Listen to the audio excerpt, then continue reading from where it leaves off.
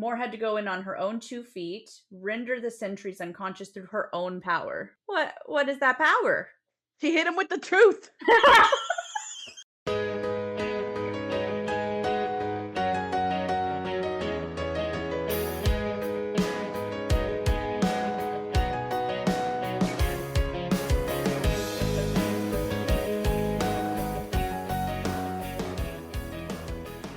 Welcome back to the Book Reading Bitch Queens podcast. I'm Allie. And I'm Sam. And this week we are looking at chapter 13. This is our first conversation between Feyre and Rhys after Feyre leaves or is taken from the Spring Court, escorted out of Spring Court and back into the Night Court, and where she decides that she's not going back.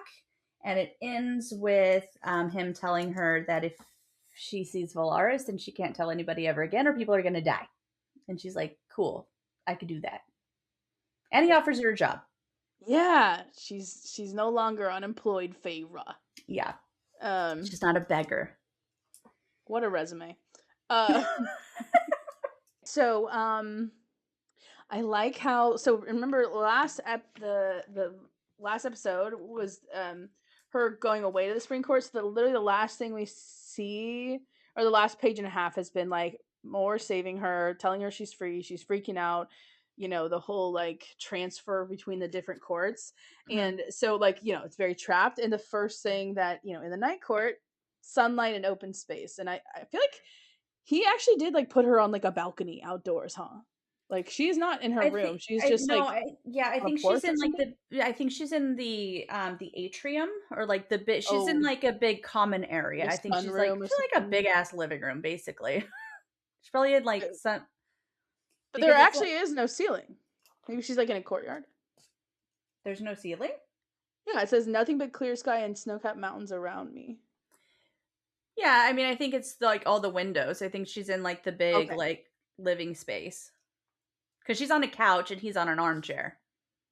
Oh, I just assumed they were outside couches or something. But, you know, I was just like, oh, that's really nice that he was like, you know, bitch wants to be free. Let's just like literally you sleep outside and I'll just sit here with you. Yeah. Or it's just like that really big like a common space where because there's windows on all the walls. So like maybe she wakes up and like she just, you know, it's like that big open space for her. Because if she was outside, she'd probably be freezing her ass off. No, it's not cold. Remember, it looks like in the house they're cold, but on the out on the veranda it's still cold. Okay. But yeah, so anyway, but it definitely is if nothing else, it's still a huge contrast that even more of a contrast that the Night Court is built with that open space. It's like built for her. Yeah. And Rhys is waiting. He stayed with her probably the whole time. Classic. I'm like, well, and so she swallows and his head whips to her. So like, you know, he's like immediately away. Like he wasn't sleeping. He's been waiting for her to wake up. And no kindness in his eyes, nothing but unending icy rage. But he blinks and it's gone, replaced by perhaps relief or exhaustion. And I'm like, was he just like raging in his head at Tamlin the whole time? Because he probably was. Just like, and then she says like, I didn't want to think about how long I'd been asleep because it's dawn at this point. So she left morning-ish, right? Let's say even like lunchtime. So she leaves and she gets knocked out at that point. So then she slept all day and all night and now it's dawn. So he's just been sitting there for like 13 hours and it's just like, I'm going to fucking kill this guy. And worried and, you know, all the things, but yes.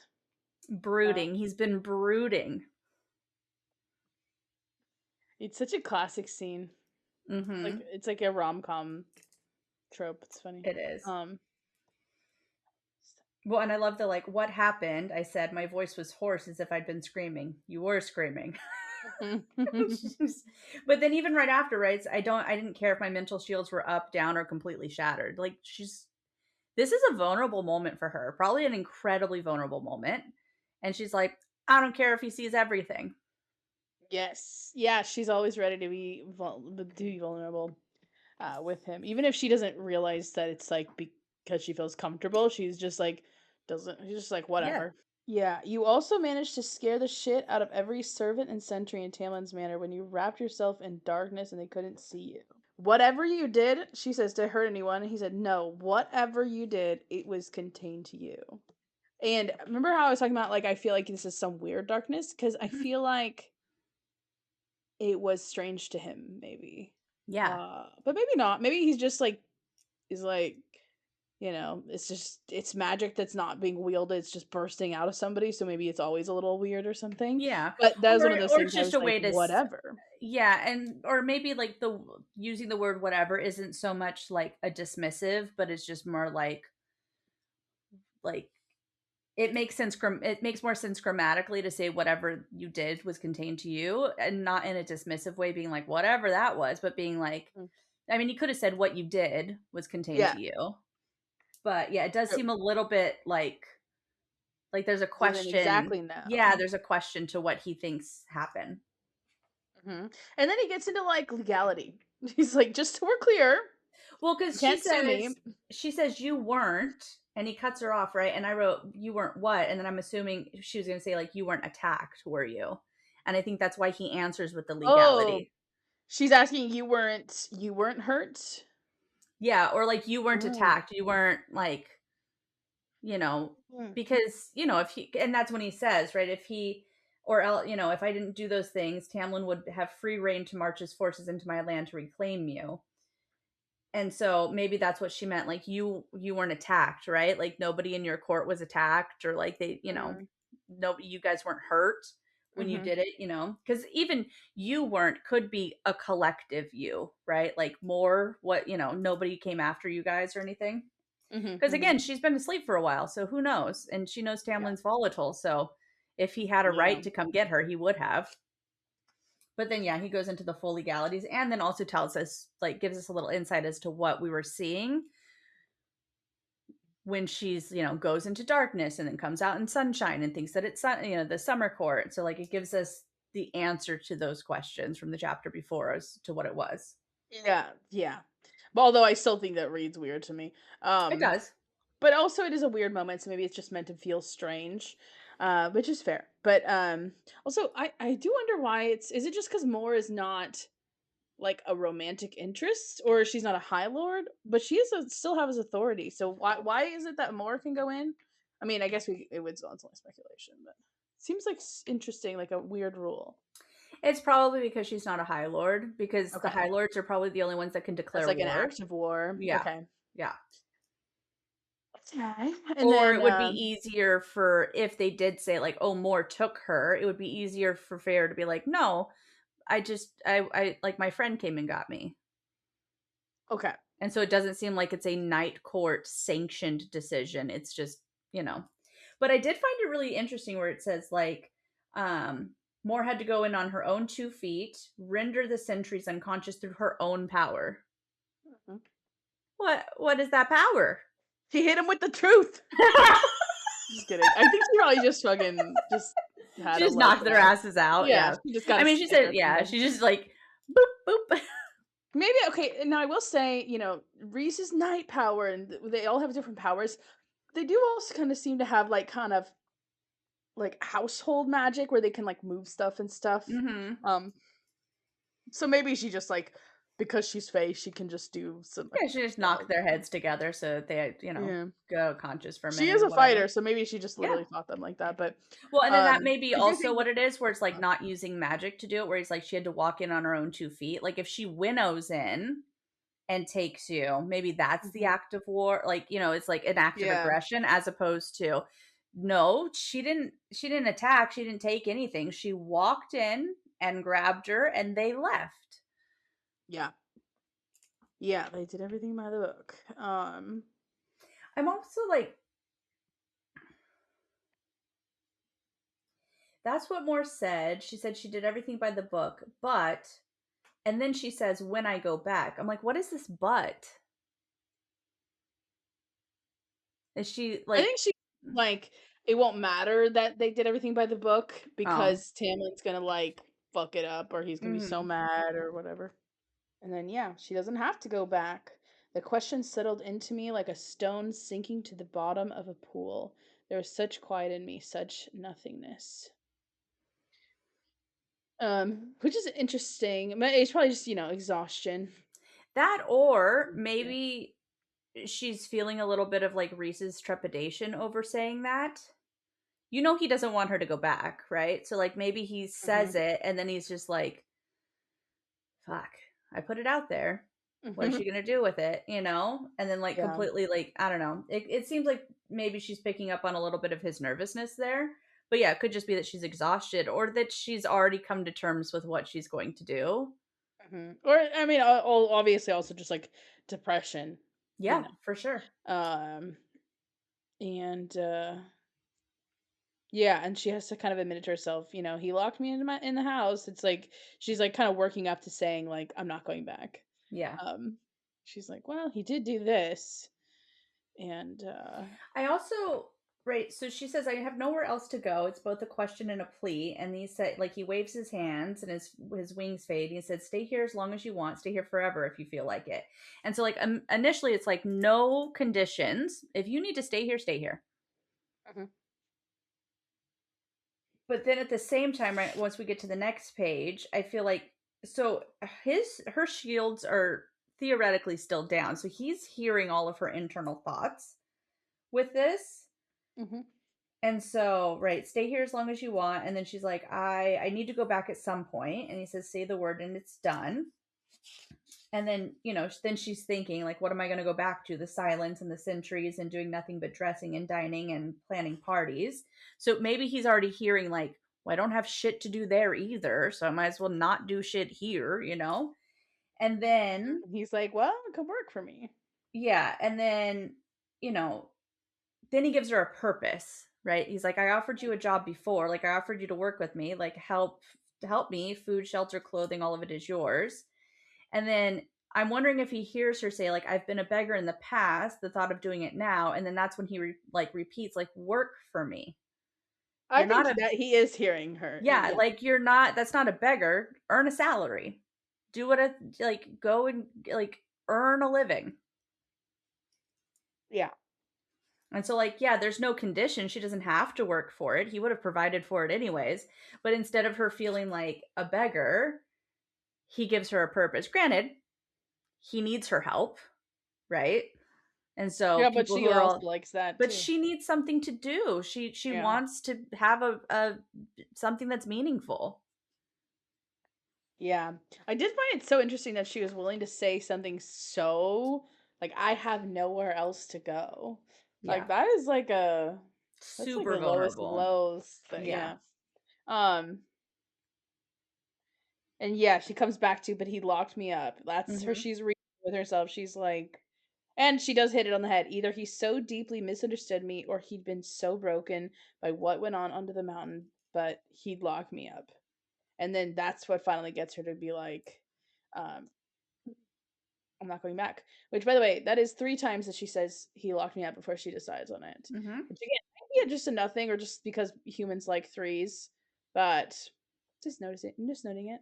Well, and so an interesting thing too, where he'd locked me up, that could be past tense or it could be future tense.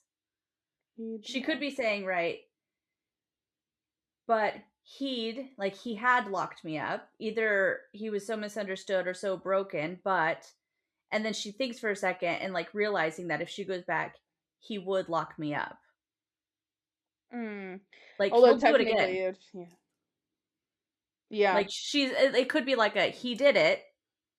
And for whatever reason he did it, still doesn't matter. He'll do it again. Yeah. I don't think that's the read. That's how it's supposed to be. It's supposed to be just like a, she's coming to like she's telling herself like he's already done Yeah, it, and that is and it's why. it's an unexcusable thing that he did. Like she's like even if he's all fucked up, he still did this horrible thing. But Yeah. it could also read that like, well, he did it, and even if he's messed up, nope, he'll do it again. Yeah. And then yeah, I'm not going back. The words rang in me like a death knell. Not until I figure things out. Yeah, the words are a little too scary, so she had to condition them, but Yeah. she's But basically even still still, like she's also realizing that like her and Tamlin can't heal themselves together. Yeah. And she does still have a little bit of, I mean, one, she's actually like heartbroken over this breakup, right? I shoved against a wall of anger and sorrow and outright despair as my thumbs brushed over the vacant band of skin where the ring had once been. Like, this is actual like breakup Yeah. sadness. And then she does have a little bit of hope, right? One day, maybe Tamlin will come around someday, heal himself, that jagged wound of festering fear. Maybe he'd sort himself out. I don't know though, but I can't. But I did know that if I stayed at that manor and if I was locked up one more time, I might finish breaking. I might finish the breaking the Amarantha started. So like she's realizing like even if he does fix himself, he can't do that with me there Yeah. because of this giant festering wound of fear that he's got to work out. And I can't fix myself if he keeps locking me up. Like the next time he locks me up, I will break completely. Yeah. So this has to be done separately. She realizes that she can't go back. Yeah. It's also And again, interesting. Rhys is hearing all this. Mm-hmm. Mm-hmm. I think that's why he brings the tea too, because he's like, you gotta just let that simmer for a bit. Why don't you just Yeah, drink some tea? yeah. You can't And it solve it right probably now. like imagine like he's super furious with Tamlin, right? And like from Reese's point of view, right? This is his mate, and so he wants her there. He Mm, wants her to be with him. He wants her to love him. And already it's like she loves somebody else, which has already got to be like a heartbreak. Now this guy has hurt your person. Now you want to mm, kill this guy. And when she wakes up, there is still a little bit of hope that's in her that he will get better. And so that Rhys is probably like that's rough to hear. mm. The person that you're in love with is being treated like shit by somebody else, and there's still a little bit of hope that that person will heal and be better for them. And you're like, here's your tea. Please stop thinking. You're really loud. Like, Yeah. really hard to keep my fucking thoughts to myself right now. And then she has this really fucked up thought, right? I wasn't going back. Maybe I'd never even gotten to come back, not from under the mountain. But Rhys stays quiet this whole time, right? He's like, I'm just gonna let her work through this, let her feel. I mean, maybe her shields are back up, but if he's listening to this, it's still a kindness for him to be like, I'm gonna let her go through these thoughts by herself and not say shit. Yeah. Well, I'm sure he's used to like not speaking up when he's listening to people. Yeah. And she says, the darkness is that part of the power you gave me. He's like, Mm. one would assume so. That's another reason I was already suspicious of it. And then he doesn't say yes. He Yeah. says, or he doesn't say that's the power of the night, that's the power of the stars. Yeah. He says, one would assume so. And But that what is not a yes. That seems like something that's at least, even if Esham didn't plan it like this, it's an opening for a future. Mhm. Like, I don't know. Well, and what is interesting though is like, I mean, maybe what he is not trying to admit fully is that like when Feyre is at her most terrified, the power that she calls to protect herself is his power. And Hmm. so maybe he's trying not to like draw too much attention to the mate bond. Yeah. And so when I she's like like, that reading too. like, is that your power? He could have been like, well, yeah, of course, because I'm your protector. But he's like, she doesn't want that from me right now. Like, she just had that. So, like, Yeah. maybe he's like kind of downplaying it a little bit. Like, one would assume so. Like, where Although, he's, why would she assume that, like, oh, my base power is that, like, yeah. you just be like, yeah, you had all the other ones. It's my turn. Yeah, but the second that she realizes that and asks him, and it's like sort of confirmed it's his power, she immediately wants more of his power. She goes, "Where's my wings?" Yeah, Yeah. Make wings of your own. which is nice foreshadowing that will happen. But it's also like this shiver went down my spine at the thought of the claws that I'd grown, and I'm wondering if it's a little bit of both because remember she can't draw from Tamlin's power for a while after this because she like doesn't want to touch anything that's his. Oh yeah, And so I'm wondering if that's a little bit of it too, where she's just like, ugh, no, thank you. yeah. It's funny that she uses Tamlin's power to give herself Claws or wings. a dangerous birth. Mm-hmm. Mm-hmm. Just kidding. Tamlin's like, gotcha, bitch. Oh my god. In the end, I win. That is just that plot line is gonna go down in history. Anyway, What's the second worst birth trope? what's the first worst? Twilight. Yep. where Uh-huh. he C-sections her with his mouth. Okay, I don't remember that, but I thought you were just talking about Renesmee and the imprinting of Well, the no, but, baby. like, even the birth itself, it's super dangerous, she's gonna die, she is dying, and so he, like, slices her open, and then the amniotic sac is made out of fucking, like, vampire sparkle skin, so he has to get his face in there and, like, rip her open with his mouth to get through it, and then he just starts biting her everywhere to get as much venom into her as possible to try to save her life. I have no memory of that at Yeah, he all. shoves his face right up in that womb. Hmm, that's Mhm, crazy. And yeah, we get a little, and the other High Lords, ice, that's winter. Shield made of mhm, hardened wind, where did that come from? What might the others have given me? Is winnowing tied to any one of you in particular? mhm. And he says, wind is day court likely. And then he says, like, winnowing is based on power. And then I love the, like, and as for the other gifts you got from everyone else, that's up for you to decide, I suppose. And she's like, I should have known your goodwill would have worn off after a minute. And he chuckles. And I'm like, literally, what? Within the second kind of conversation they're having, they're already kind of like teasing and jabbing at each other. Which probably makes him feel better than anything else. I think that's also probably why he stands up, because he's like, ah, there she is. All right, I'm Yeah, yeah, fucking yeah, tired. yeah. I Yeah, fixed right. her. Can Yeah, I go to bed now? Just kidding. yeah. He's Uh, like, all right, she has enough to like give me a little bit of shit. She's okay. mhm. Also, I can see people being like, she gets to the House of Wind after being left alone by Tamlin, and now Rhys is willing to leave her alone. He's like, you should rest, you should stay here. And she's like, please, please, please take me, blah, blah, blah. And I think the difference that is, right, Tamlin is supposed to be helping her and supposed to be asking questions and do things. And Rhys is not obligated at this point because there's not a He's romantic just some relationship guy. yet. Yeah, there's no obligation for him to sit by her and work through her trauma, right? That's Tamlin's job. And so the like, you should rest. And then not only that, once she does ask to go, he obliges. Yeah. Right. And he's not leaving her alone because he doesn't want to talk to her. He's talking to her and he's saying, you're clearly tired. Like, rest. That was a lot of power. I'll be back. Mhm. And so I think it still feels very different, even for people who are going to be like, Rhys did the same thing Tamlin did as soon as she got there. He was like, just stay here by yourself. And you're like, but then he said, fine. Okay. Mhm. Yeah. And then and she's like, just take me with you. And did she say the exact same thing to Tamlin? She probably did, I'm gonna guess. Pretty much. And she even says, like, I'll stay out of trouble, just please. And then I hated the last word, choked on it. It hadn't done anything to sway Tamlin. And immediately Rhys is like, okay, here's the thing though.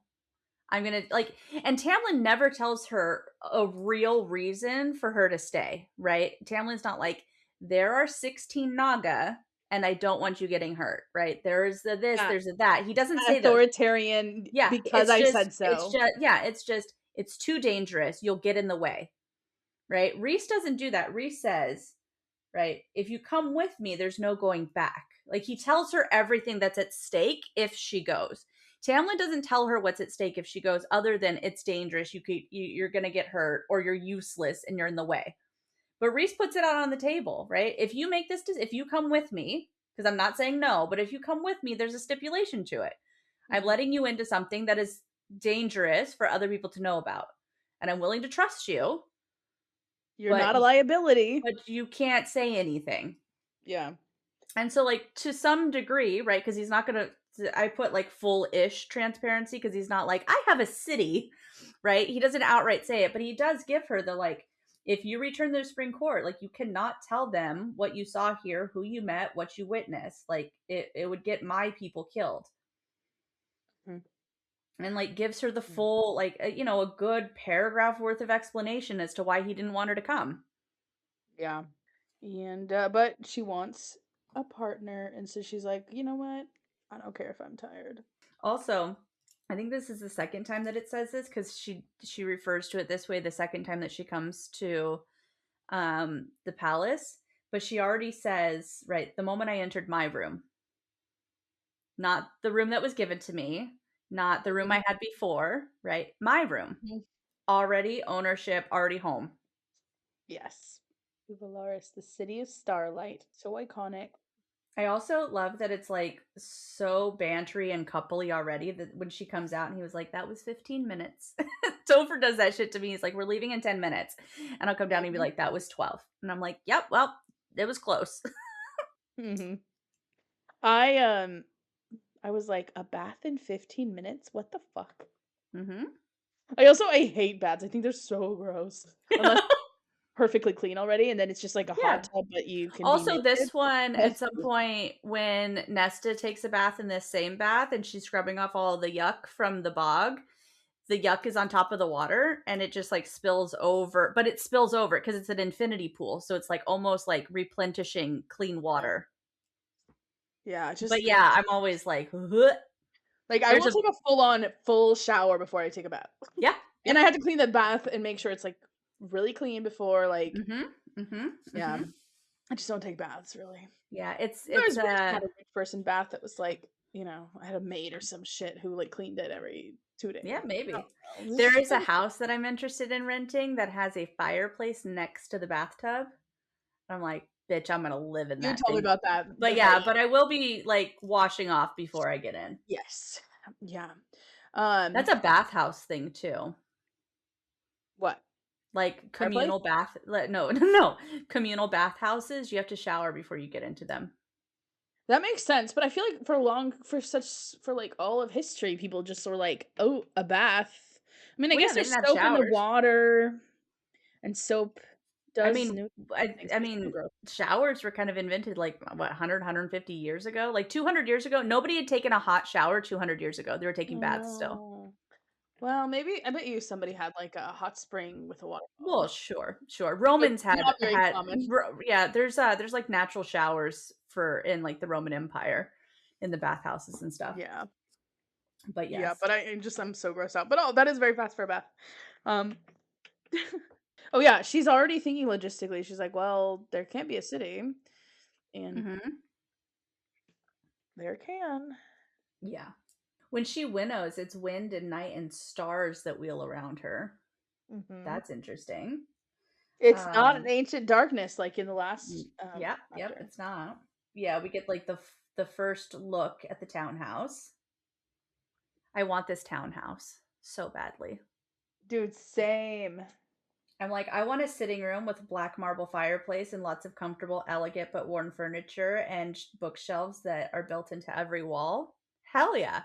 And a dining room with a large cherry wood table big enough for 10 people. Yes, please. But she recognizes that this is not just a house, this is a home in a Yes. city. She's very confused. And her instinct is like, yeah, she really does. Sorry, let me just see if I had. Oh. I will say another key to her, like, the way he sort of this new life is like already appealing to her because I don't remember this, but she was like the callus of his hand scratched against my own fading ones before, and I was like, oh girl, you ready for some calluses? You want some fucking sword calluses? Mhm. That's probably what his are from too. Oh yeah. Reese kind of gives like he would have soft hands, but it is because he's like trains and stuff. Um, Although Cassian is constantly giving him shit for going soft. I know. He's like, "You haven't been up to train. You're getting soft. You're getting flabby." Yeah, and Topher yeah, dude, talks this so much shit about how much Cassian is into training. He's just like, dude, he's such a gym bro. Like every time he looks at Nesta, like the joke is like, because he's always looking at her neck. And so Topher's all just like, ooh, ooh, Cassian sees a neck, wants to train. yeah, he said, "Bitch, I'll put you through some cardio." Right. But yeah, so um, that's chapter 13. wait, I know what I was trying to remember. Oh. It's not chapter 13. I just can't help being a psycho. Okay, we get the description. Down the slender hallway ahead were a few more doors, ending in one that I assume would lead to a kitchen, a townhouse. I'd visited one once when I was a child, and my father had brought me along to the largest town in our territory. It had been a fantastically wealthy client, and he smelled like coffee and mothballs. Pretty place, but stuffy, formal. I don't know. To me, I go, we already speculate about her dad meeting Faye, and I was like, maybe, Mm. so it's a rich person, but or maybe it's like a Faye contact that he had, Yeah. because yeah, but I mean, it's probably not. Just she says in her territory and stuff. So Also, did you realize that when Lucian finds Vasa in the 4th book, Feyre's dad is already there with her. wait, Feyre's dad is with Vasa? Yes. Yeah, dude, there's some shit. There's Because some shit. yeah, because when in I think it's in this book. No, yeah, so in this book We're when gonna they get go more Vasa. Yeah, so in this book when they get to the manor, so Nesta's house, basically her dad's house, the dad is already gone, and they say he's having some sort of meeting about the threat above the wall, or the threat to Prithian, the threat to Prithian, I think is what they say. And they assume that it's from above the wall, right? And then you find out that he's gone to the continent, and not only has he gone to the continent, granted, he's gone before the wall falls, and then he's still there after the wall falls. So maybe he goes north after the wall falls and he can get there. But regardless, he goes there, and he's already found Vasa and has already discovered that the queens are fucked up and are traitors. And so he probably met with the queens, figured out that they were traitors, then goes into the fairylands and hears all this rumor about these 3 girls who get turned into fae. He goes to Vasa, and that's when him and Vasa are already coming to Prithian to help out in the war, and they just stumble upon Lucian. That's sus as fuck. It's also kind of sus for Lucian. Yeah, that's fair. What do you mean they stumble upon him? But I wonder, who does he know? He's an emissary. He's got to know some people, and we are gonna find out. Yeah. But I was like, they're like, oh yeah, your dad was already there with Vasa, and he had already discovered that the queens were traitors. I'm like, how the fuck did he discover that the queens are traitors? Like, because he found Vasa? How the fuck did he find Vasa? She was in the Feylands in the north. Huh? So did he go and meet with Koshe? No way. Because that's who she's being kept by. Because that's who she's kept by, and so then they get Koshe to agree to lift the curse for a little while so she can help. Which makes no sense. Father Archeron is something. But it makes no sense. If Koshe is the one that's pulling the strings for the queens, why would he let Vasa leave to help out Prithian? Well, I just assumed he was a two-faced hoe. Well, that's fair too. Yeah, I just assumed he was like, yeah, I don't really give a shit, Well, his goal is not necessarily his goal is to get free. So he's probably playing 2 against, he's like, well, if I put my eggs in both baskets, maybe one of them's bound to figure out how to free me. Yeah. Yeah. Yeah. But yeah, it's so suspicious. Yeah. And so then we'll do 14 and 15 next time? Yeah. Okay, perfect. Yeah, and it's just her, I think it's just her meeting Cassian and Azriel, and she doesn't actually meet them. She hears them and she goes up and takes a nap, and then because she meets everybody in 15 when they go up to dinner. Yeah, but she hears them. She hears Cassian and Azriel and Amren. Yeah, I think she officially meets them in 16, but sees them, grinning at the end of 15. Mm-hmm. Dude, 16 is the dinner, and then 17, we're just at the prison. We're just going. Mm-hmm. Although she actually can't do it the first time. Oh yeah. She chickens out. Oh, I have a lot of green highlights in that chapter, and that's my green highlights are multiverse connections. Ooh, nice. Yeah, well, there's lots of multiverse every time we go to the prison. Yeah, true. Okay, so next week we'll do chapters 14 and 15 to the stars who listen. We'll see you next week.